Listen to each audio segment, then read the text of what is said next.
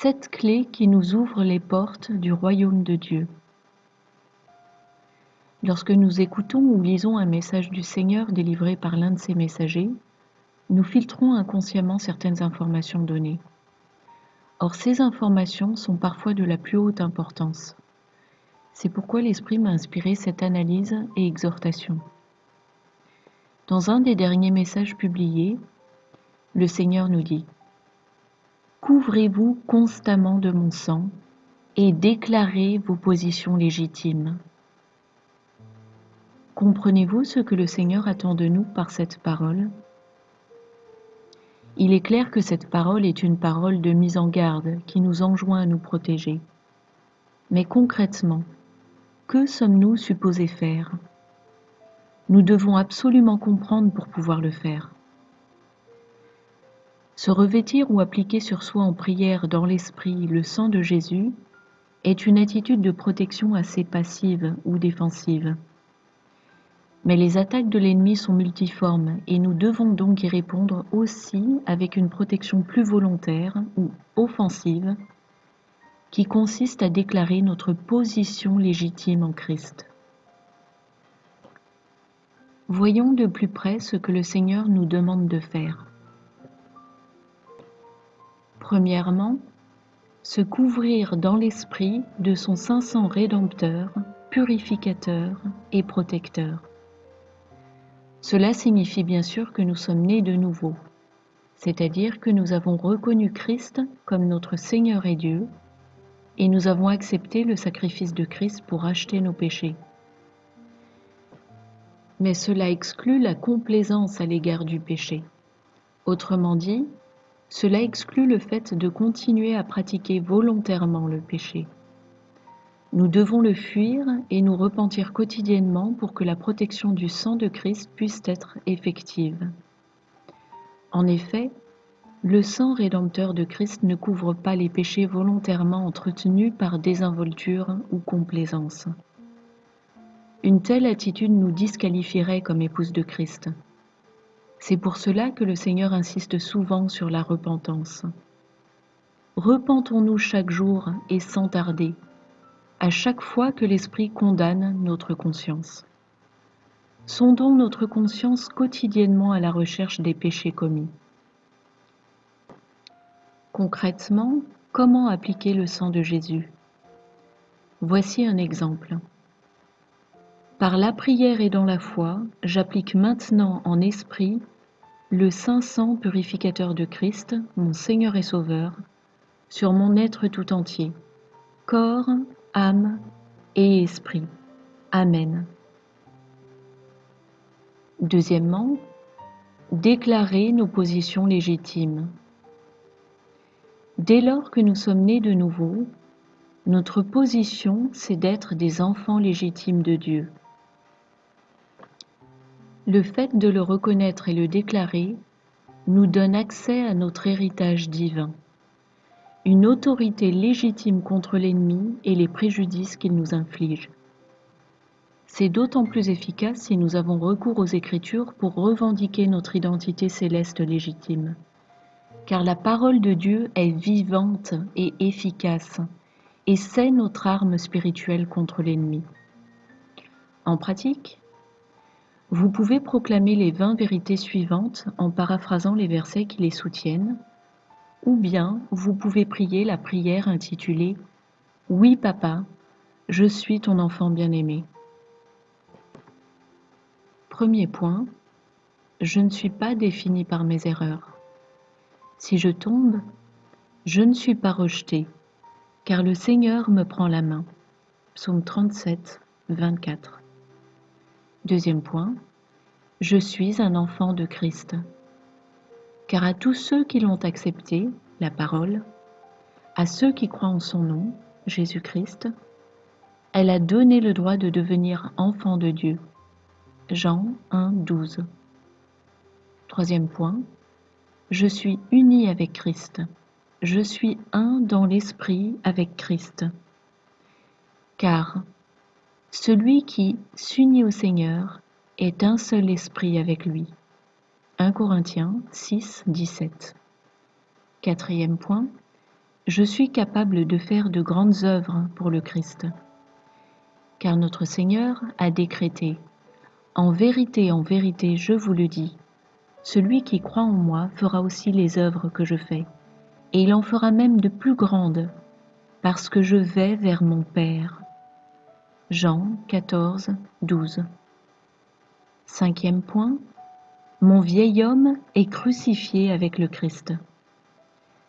Car mon vieil homme a été crucifié avec Christ, afin que mon corps de péché soit réduit à l'impuissance, et qu'ainsi je ne sois plus esclave du péché. Romains 6, 6. Sixième point, je suis plus qu'une conquérante, car nous sommes plus que vainqueurs grâce à celui qui nous a aimés. Romains 8, 37. Septième point, je suis créé à l'image de Dieu, puisqu'il est écrit, Dieu créa l'homme à son image. Il le créa à l'image de Dieu. Genèse 1, 27. Huitième point, je suis un des membres du corps de Christ. Comme il a été révélé à Paul, vous êtes le corps de Christ et vous êtes ses membres, chacun pour sa part. 1 Corinthiens 12, 27. Neuvième point, je suis une citoyenne du ciel. Quant à nous, notre droit de cité est dans le ciel, d'où nous attendons aussi comme sauveur le Seigneur Jésus-Christ. Philippiens 3, 20. Dixième point, j'ai tout ce dont j'ai besoin pour servir le Seigneur. Dieu me comble de toutes ses grâces afin que je possède toujours à tout point de vue de quoi satisfaire à tous mes besoins et que j'ai encore en abondance pour toute œuvre bonne. 2 Corinthiens 9, 8. Onzième point, je fais partie d'un peuple choisi. Je fais partie d'un sacerdoce et d'une prêtrise royale. Je fais partie d'une nation sainte. En effet, c'est écrit, nous sommes un peuple choisi, une prêtrise royale, une nation sainte, un peuple racheté, afin de proclamer les louanges de celui qui nous a appelés des ténèbres à sa merveilleuse lumière. 1 Pierre 2, 9. Douzième point, mon corps est le temple de Dieu. Comme l'Écriture le révèle, mon corps est le temple de l'Esprit Saint qui est en moi et que j'ai reçu de Dieu. Je ne m'appartiens pas à moi-même, car j'ai été racheté à un grand prix. Je dois donc rendre gloire à Dieu dans mon corps et mon esprit qui appartiennent à Dieu. 1 Corinthiens 6, 19 et 20. Treizième point. Je suis morte et ma vie est cachée avec Christ en Dieu. Comme Paul l'a dit, en effet, vous avez connu la mort et votre vie est cachée avec Christ en Dieu. Colossiens 3, 3. Quatorzième point. J'ai été ressuscité avec Christ. Et donc, puisque je suis ressuscité avec Christ, je dois rechercher les choses d'en haut, où Christ est assis à la droite de Dieu. Colossiens 3, 1. Quinzième point. Je suis devenu justice de Dieu, ma vie avec Christ. Car celui qui n'a pas connu le péché, Yahushua, il l'a fait devenir péché pour moi, afin qu'en lui, je devienne justice de Dieu. 2 Corinthiens 5, 21. 16e point. Je suis juste devant Dieu. D'être trouvé en lui, non avec ma justice, celle qui vient de la loi, mais avec celle qui s'obtient par la foi en Christ, la justice qui vient de Dieu et qui est fondée sur la foi. Philippiens 3, 9. 17e point. Je suis complète en lui. Vous avez tout pleinement en lui, qui est le chef de toute domination et de toute autorité. Colossiens 2, 10. 18e point. Je suis ressuscitée avec le Christ et assise dans les lieux célestes. Puisqu'il nous a ressuscités et fait asseoir avec lui dans les lieux célestes, en Jésus-Christ. Éphésiens 2, 6. 19e point. Je suis bénie de toutes les bénédictions spirituelles dans les lieux célestes en Christ. Car il est écrit: Béni soit le Dieu et Père de notre Seigneur Jésus-Christ, qui nous a bénis de toutes bénédictions spirituelles dans les lieux célestes en Christ. Éphésiens 1, 3. 20e point. J'ai l'Esprit de Christ. En effet, qui a connu la pensée du Seigneur et qui pourrait l'instruire? Or nous avons la pensée de Christ. 1 Corinthiens 2, 16. 21e point. Je suis transformé à son image. Nous tous qui, sans voile sur le visage, contemplons comme dans un miroir la gloire du Seigneur, nous sommes transformés à son image, de gloire en gloire par l'Esprit du Seigneur. 2 Corinthiens 3, 18. 22e point. Il m'a donné la victoire.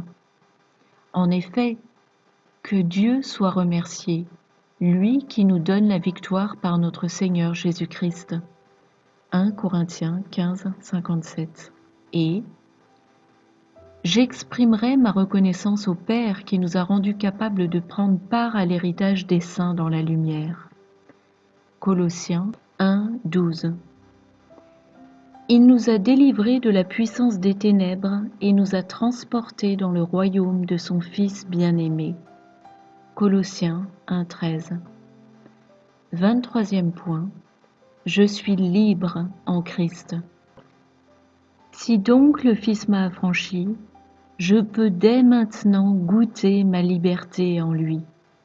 Jean 8, 36. C'est pour la liberté que Christ nous a affranchis. Tenons donc ferme dans cette liberté et ne nous plaçons pas de nouveau sous la contrainte d'un esclavage. Galates 5, 1. Ce que recouvre notre position légitime ne s'arrête pas là. Nous sommes appelés à être une prêtrise royale de Dieu et à régner sur la terre avec Christ. Voilà pourquoi le Seigneur nous exhorte sans cesse par ces paroles. « Élevez-vous, mes enfants !» En effet, le Seigneur veut que nous nous élevions dans l'esprit à cette stature royale et sacerdotale. Ces derniers mois, le Seigneur nous a donné plusieurs clés spirituelles qui nous ouvrent les portes de son royaume céleste. Nous pouvons déjà en discerner 7 qui sont interdépendantes et se potentialisent l'une l'autre. Première clé, manifester l'amour. S'y associe le pardon. De même que les 10 commandements sont accomplis dans un seul qui est l'amour parfait, les 9 fruits de l'esprit sont également tous inclus dans l'amour véritable.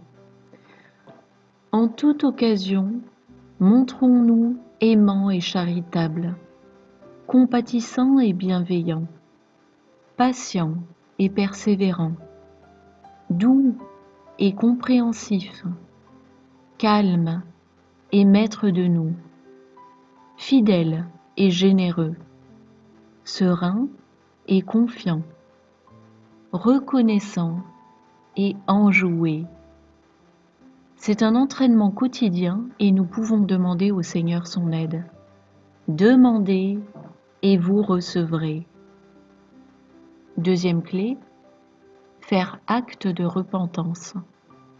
S'y associe l'obéissance et la sanctification. 1 Samuel 15, 23. Mais la désobéissance, la rébellion, est coupable comme la sorcellerie, et l'insubordination, la désobéissance, comme le crime d'idolâtrie. Puisque tu as repoussé la parole de l'Éternel, il te repousse de la royauté. Autrement dit, si nous désobéissons aux voix de Dieu, Si nous nous rebellons à ses corrections, si nous nous détournons ou nous opposons à sa volonté connue pour nous, alors nous nous disqualifions comme épouse de Christ, puisque c'est une position de royauté, une position pour régner avec Christ, le roi des rois. Par ailleurs, notre efficacité en prière dépend étroitement de la pureté de notre cœur. En effet, c'est la prière fervente du juste qui est efficace. Jacques 5,16. Car si nous entretenons une certaine duplicité dans notre cœur, nous ne sommes pas complètement abandonnés à Christ. Et si nous ne sommes pas complètement abandonnés à Christ, cela signifie que le monde des ténèbres a encore du pouvoir sur nous, auquel cas nous aurons bien du mal à le combattre et le repousser efficacement. Troisième clé, reconnaître notre identité en Christ. C'est ce que nous avons déjà abordé plus haut. Ce qui définit qui nous sommes réellement, c'est notre identité en Christ. Nous sommes des enfants légitimes de Dieu. Avoir conscience de cette vérité et s'en emparer nous donne accès à l'héritage du roi des rois, car nous sommes cohéritiers avec Christ dans les lieux célestes. Nous disposons donc de l'autorité du troisième ciel sur Satan et tout son royaume de ténèbres. Nous devons absolument exercer cette autorité pour ne pas rester esclaves du monde et de la domination du prince du monde, Satan. Que se passe-t-il lorsque les parents n'exercent pas leur autorité sur leurs enfants? Ils n'en font qu'à leur tête et font régner le chaos dans le foyer, leur rendent la vie infernale et finissent par dominer leurs propres parents. Autrement dit, cela crée une inversion illégitime des rôles. Il en va de même avec Satan. Il n'a pas d'autorité légitime puisque, par l'œuvre de la croix, Christ a repris tous les royaumes de ce monde d'entre les mains de Satan. Et pourtant, si vous n'exercez pas votre autorité légitime d'enfant de Dieu, il exercera contre vous une autorité malfaisante, illégitime. Il vous volera votre autorité que vous ne défendez pas, car il est l'imposteur et le voleur qui vient dérober, tuer et détruire. Voir Jean 10, 10. Quatrième clé. Confesser et proclamer la parole de Dieu. La parole de Dieu est très puissante puisqu'elle est créatrice. En effet, au commencement était le Verbe, et le Verbe était avec Dieu, et le Verbe était Dieu. Il était au commencement avec Dieu. Toutes choses ont été faites par lui, et rien de ce qui a été fait n'a été fait sans lui. Jean 1, 1 à 3. La parole est la vérité, et la vérité nous affranchit. Voir Jean 8, 31. Elle ouvre la porte de la liberté. La parole, Yahushua, nous offre les clés de David, le roi.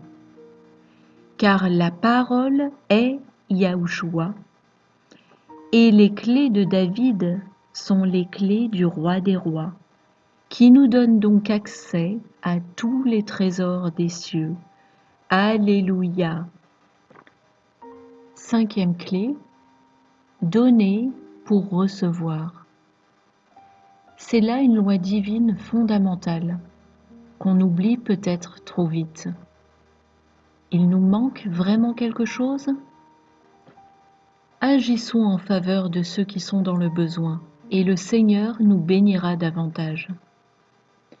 Il est dit en Matthieu 25, 40, « Et le roi leur répondra, « Je vous le dis en vérité, toutes les fois que vous avez fait ces choses à l'un de ces plus petits de mes frères, c'est à moi que vous les avez faites. » Et en Luc 6, 38, « Donnez, et il vous sera donné. » On versera dans votre sein une bonne mesure, serrée, secouée et débordante, car on vous mesurera avec la mesure dont vous vous serez servi. Ce verset est valable sur tous les plans, pas seulement sur le plan matériel. Bénissons spirituellement et nous recevrons des bénédictions spirituelles. Appliquons-nous à faire les œuvres de Dieu et il nous le rendra en répondant aux désirs de notre cœur, que ce soit en augmentant les fruits de l'esprit en nous faisant grâce de dons spirituels, parfois en nous délivrant d'un esprit de servitude générationnelle ancré, en résolvant un problème financier que nous avons, ou même, si besoin, par des dons matériels. Prions les uns pour les autres. Prions pour les besoins du corps de Christ et pour les âmes perdues, et Dieu pourvoira à nos besoins en retour. Matthieu 6, 33 et 34. Cherchez premièrement le royaume et la justice de Dieu, et toutes ces choses vous seront données par-dessus.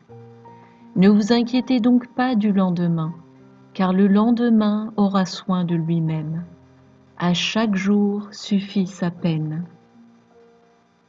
En outre, Dieu a établi que ceux qui béniront son peuple seront bénis en retour. Or cela s'applique non seulement à sa terre sainte, Israël, mais aussi à l'Israël spirituel qu'est la sainte Église de Christ, son épouse. Lorsque vous priez pour le corps de Christ et pour les saints, cette règle s'applique. Genèse 12, 3. Je bénirai ceux qui te béniront, et je maudirai ceux qui te maudiront, et toutes les familles de la terre seront bénies en toi. Genèse 18, 18. Abraham ne doit-il pas devenir un peuple fort et puissant? Israël, en qui seront bénies toutes les nations de la terre? Nombre 24, 9. Le peuple d'Israël ploie les genoux. Il se couche comme un lion, comme une lionne. Qui le fera lever? Béni soit quiconque te bénira, et maudit soit quiconque te maudira. Sixième clé, construire son arche refuge. Le Seigneur nous a souvent répété ces derniers mois de construire nos arches refuges. Cependant, la plupart d'entre nous n'en avons pas les moyens et nous entrons dans une époque qui ne s'avère pas vraiment favorable à la construction de quoi que ce soit sur le plan matériel. En outre, nous savons que nous devons attendre l'essor du cours de l'argent et de l'or, qui seront utilisés par divers membres du corps de Christ pour financer ces arches refuges. D'où notre interrogation grandissante à entendre le Seigneur répéter et insister avec cette injonction. Vous rappelez-vous d'une vidéo intitulée « La pluie d'arrière-saison et la transformation de l'épouse » publiée en avril 2019. Le Seigneur évoquait une arche, et c'était bien avant qu'il utilise ce terme avec sa prophète Loïs Vogelchardt. J'y partageais ce que l'Esprit m'avait révélé au sujet des arches, en ces termes. L'arche dont parle le Seigneur est une arche spirituelle. Cela fait allusion à l'arche de Noé, mais également à l'arche d'alliance. En effet, dans cette dernière habitait la présence de Dieu, et elle se trouvait dans le tabernacle, puis dans le sanctuaire du temple de Dieu. Or, désormais, Dieu habite le cœur des croyants en Christ. Voir 1 Corinthiens 3,16 et 1 Corinthiens 6,19. Donc, être conduit dans l'arche, cela signifie pour nous entrer dans la pleine présence de l'Esprit de Dieu. C'est là que nous serons protégés. Eh bien, le Seigneur m'a rappelé cela et l'Esprit m'a communiqué ceci en complément. Le spirituel précède toujours le naturel. Ce qui est réalisé dans l'esprit précède ce qui est réalisé dans le royaume physique. Pour pouvoir vous utiliser dans mes projets, j'ai besoin que vous construisiez votre propre arche spirituelle. chacun la sienne. À l'image de ce que j'ai réalisé avec Noé, votre arche est construite au travers de votre obéissance et communion permanente avec moi. Le monde et ses manières sont exclus de l'arche et ne rentreront pas davantage dans vos arches refuges. Seuls mes vrais enfants fidèles viennent à habiter l'arche et demeurent en elle, comme il est dit dans mon psaume 91. Construisez vos arches spirituelles, mes enfants, et vous verrez ensuite les arches refuges rendues possibles. Amen. En effet, il est dit dans le psaume 91, 1, « Celui qui s'abrite tout près du Très-Haut repose en lieu sûr, à l'ombre du Tout-Puissant. » Et on lit également dans Colossiens 3, 3, « Car vous êtes morts, et votre vie est cachée avec le Christ en Dieu. » On comprend aisément que dans les arches refuges, nous devrons être unis en un seul esprit, et qu'il est inconcevable que le Seigneur y conduise une personne qui aurait un esprit de division, de dissension. L'individualisme ou des attaches aux choses du monde sont à bannir pour avoir part au projet d'arche refuge du Seigneur. Voilà pourquoi nous devons commencer par apprendre à habiter au quotidien dans l'arche spirituelle du Seigneur.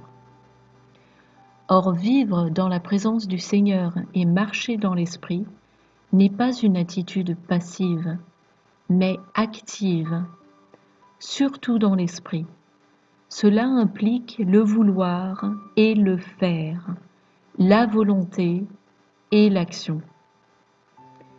Tout comme une fiancée est amoureuse de son fiancé et pense à lui en tout temps, tout comme elle souhaite demeurer près de lui et lui parler constamment, il en va de même pour nous avec notre Seigneur si nous voulons faire de lui notre premier amour et être son épouse. Pour vivre dans le sanctuaire de la présence de Dieu, nous devons donc passer autant de temps qu'il nous est possible dans la prière sous toutes ses formes. La louange et l'adoration en écoutant de la musique ou en chantant, lui rendre grâce, le louer, lui parler, l'écouter, prier en langue. Cette discipline n'est pas toujours facile, surtout lorsqu'on est découragé et affligé. Et pourtant, moins on a le cœur à s'y astreindre, et plus il est nécessaire de faire l'effort. Car même si on ne ressentira pas forcément la présence de Dieu dans ces circonstances, le Seigneur nous bénira toujours pour notre bonne volonté, nos efforts et notre persévérance. Et nous le constatons d'ailleurs par une meilleure résistance à l'adversité et un meilleur état d'esprit après qu'avant. Lorsque nous avons du mal à libérer du temps pour le Seigneur, pensons à prier en langue pendant les multiples moments perdus, dans les déplacements, sur la route, à surveiller les enfants, à faire la cuisine, le ménage ou la vaisselle, à prendre sa douche, etc. En effet, prier en langue, ou même chanter en langue, ne réclame aucune concentration de l'esprit, mais plutôt un lâcher-prise de l'esprit au contraire. Et l'on peut donc bénéficier des bienfaits du prier en langue tout en effectuant une autre tâche. Nous devons vivre dans la repentance et l'introspection. Cela signifie que nous devons chaque jour scruter notre cœur à la recherche de nos fautes et de nos vraies motivations, afin de demander pardon et redresser nos mauvaises voies dès qu'on les identifie. Nous devons lire et méditer sa parole, la Bible, quotidiennement. Nous devons prendre l'habitude de partager avec notre Seigneur la Sainte Seine, c'est-à-dire prendre la communion avec lui. Et enfin, nous devons jeûner, chacun selon ses propres capacités, même s'il ne s'agit que de petits sacrifices, pour brider notre chair et avoir ainsi une expérience spirituelle plus profonde avec le Seigneur. L'idée de jeûne recouvre tout sacrifice des plaisirs charnels, pas seulement le manger et le boire. C'est ainsi que nous vivons à l'ombre du Roi des Rois et que nous nous attirons ses faveurs, et que nous demeurons sous la parfaite protection de Dieu en tout temps. 7e clé, soumettre les émotions négatives à l'obéissance de Christ. L'ennemi cherche à nous faire nous sentir impuissants, car lorsqu'on se sent impuissant, cela suscite en nous anxiété, peur et panique. Et quand ces émotions s'emparent de notre vie, elles nous font alors perdre nos moyens et stimulent des comportements destructeurs ou nous poussent à accepter n'importe quoi pour être rassurés. Pensez par exemple à ce que le gouvernement peut nous faire accepter en utilisant la peur d'une épidémie mortelle ou par la peur de manquer de moyens de subsistance. Vaccins, puces RFID, bref, la marque de la bête. Or, certes, nous ne contrôlons pas ou que partiellement les circonstances sous lesquelles nous vivons, c'est-à-dire ce qui se passe hors de notre être, mais nous avons le contrôle de ce qui se passe en nous. Or, ce qui se passe en nous a un impact sur ce qui se passe hors de nous. Et le contrôle des choses vient de l'intérieur et non pas de l'extérieur. Or, nous avons en nous quelque chose qui nous donne du pouvoir, quelque chose qui nous donne du contrôle et qui est l'Esprit Saint de Dieu en personne. Actes 1:8. Mais vous recevrez de la puissance, l'Esprit Saint venant sur vous. Matthieu 10:1.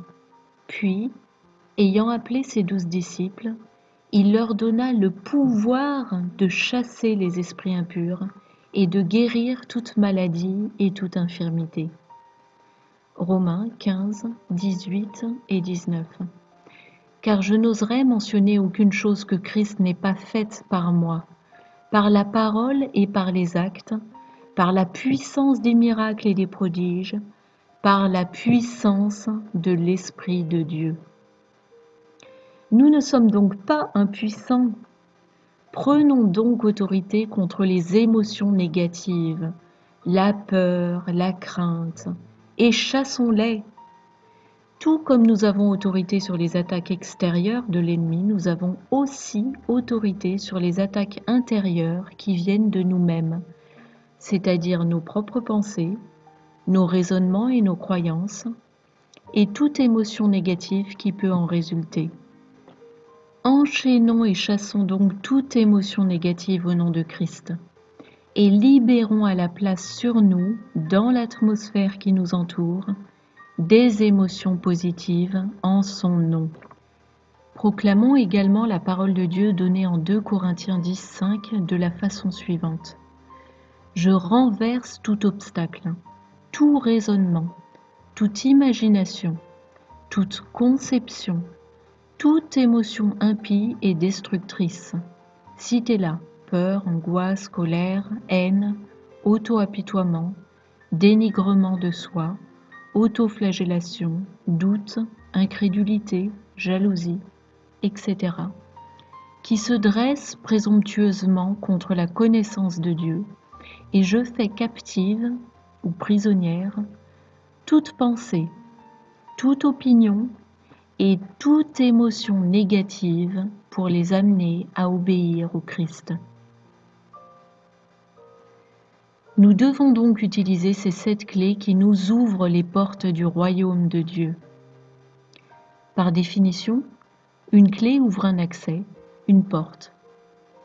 Une porte qui nous fait avancer vers notre destinée en Christ et nous épanouir en qui nous sommes véritablement, qui nous avons été créés pour être individuellement. Chaque clé est une révélation cruciale qui nous permet de progresser dans cette voie, qui nous rapproche de Dieu et nous permet d'être vainqueurs dans cette vie. Le Seigneur nous donne des clés, des révélations pour que nous les utilisions. Nous devons donc utiliser les clés pour ouvrir les portes devant nous. Dans le royaume terrestre, nous avons besoin de clés au quotidien pour nous déplacer un peu partout. Des clés matérielles, clé de maison, clé de voiture, clé de boîte aux lettres, etc. Et des clés virtuelles, numériques, code d'accès, numéro de carte bancaire, etc. Ces clés nous permettent de faire tout ce que nous souhaitons et avons besoin de faire. Lorsqu'on est encore enfant, on a peu de clés à notre disposition, puis en grandissant, nous en avons davantage, car les clés sont associées à des responsabilités croissantes. Il en va de même dans le royaume spirituel. Le Seigneur nous donne des clés au fil de notre marche avec lui.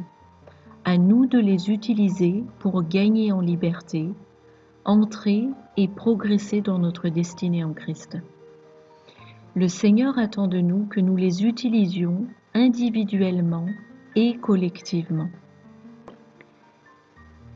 Hélas, on a tendance à oublier qu'on dispose de clés données par le Seigneur, et on se retrouve alors dans la posture d'un enfant qui réclame et attend qu'on lui ouvre toutes les portes. Autrement dit, qu'on fasse les choses pour lui, car il est encore maladroit et immature. Or, nous devons prendre conscience que si les clés sont oubliées dans un tiroir, nous serons limités dans nos mouvements et notre liberté d'action. Il peut arriver bien sûr que nous perdions nos clés ou qu'on nous les vole, symboliquement, et que nous ayons besoin d'un frère ou une sœur qui a un double pour nous venir en aide en ouvrant pour nous les portes dont nous avons besoin. C'est ce qui se passe lorsque nous demandons de l'aide en prière de temps à autre. Mais si nous passons notre temps à demander aux autres d'utiliser leurs clés pour nous secourir, parce que nous oublions négligemment ou paresseusement les nôtres dans un tiroir, nous allons avoir la vie compliquée et beaucoup d'obstacles sur notre parcours, des portes fermées, qui nous empêcheront d'avancer et de progresser. C'est ce qui nous arrive lorsqu'au lieu d'utiliser les clés données par le Seigneur, nous restons trop passifs et préférons crier à notre Père céleste à l'aide. « Papa, fais-le pour moi !» ou de réclamer les clés des autres, en sollicitant d'eux des prières sans mettre nous-mêmes le pied à l'étrier et notre propre clé dans la serrure.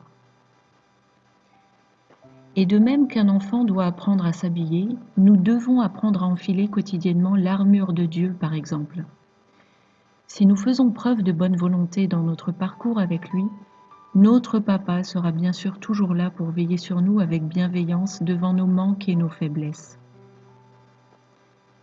Le Seigneur veut nous donner des clés, donc des responsabilités, car il veut faire de nous ses ambassadeurs auprès du monde. Il veut nous élever à la stature de roi et de reine pour gouverner avec lui pendant le millénium. Cet héritage royal est le nôtre en Christ. Mais tout comme le fils aîné d'un roi est appelé à devenir roi lui-même, il ne le devient pas en claquant des doigts. Il doit apprendre son rôle et ses fonctions et s'y entraîner suffisamment pour devenir à même de les exercer pleinement et dignement. En cette époque inédite où un confinement nous est imposé, notre Dieu, qui est souverain sur toute chose et toutes circonstances en ce monde, nous offre pour beaucoup d'entre nous l'occasion d'utiliser plus que jamais les clés qu'il nous a offertes, lesquelles ouvrent la porte à ses bénédictions sur notre vie. En effet, tandis que des restrictions de liberté nous sont imposées dans le royaume physique, ce qui revient à limiter le libre usage de nos clés dans le monde, nous avons davantage de temps pour utiliser celles données par le Seigneur dans le monde spirituel. Car il est vrai que le mode de vie imposé d'ordinaire dans ce monde nous laisse souvent peu de temps, ce qui a pour effet de nous attiédir et nous faire nous éloigner de notre premier amour. Mais avec le confinement imposé un peu partout dans le monde pour contenir la propagation du coronavirus, le Seigneur nous offre volontairement l'occasion de sortir de la servitude de l'Égypte, qui représente le monde, pour aller dans le désert, le lieu retranché, hors de l'agitation, des préoccupations et des plaisirs mondains, afin de passer du temps avec lui, se recueillir, le chercher et se rapprocher de son cœur. Ne perdons jamais de vue qu'après la traversée du désert, notre destination est la terre promise. Alors emparons-nous de toutes les clés qui nous permettent d'avancer dans notre périple de retour en terre promise, le royaume de Dieu. Si notre salut est assuré uniquement par notre foi sincère en Jésus-Christ, notre Seigneur et Dieu, ce qui s'accompagne de notre reconnaissance pour son sacrifice rédempteur, en revanche, notre destin dépend de nos choix, ce que nous décidons de faire ou pas, notre action ou notre inaction, comme le Seigneur l'a dit lui-même dans un récent message. Votre destin, ne vous méprenez pas, dépend de vos propres plans. Nous sommes renés en Christ pour être des vainqueurs.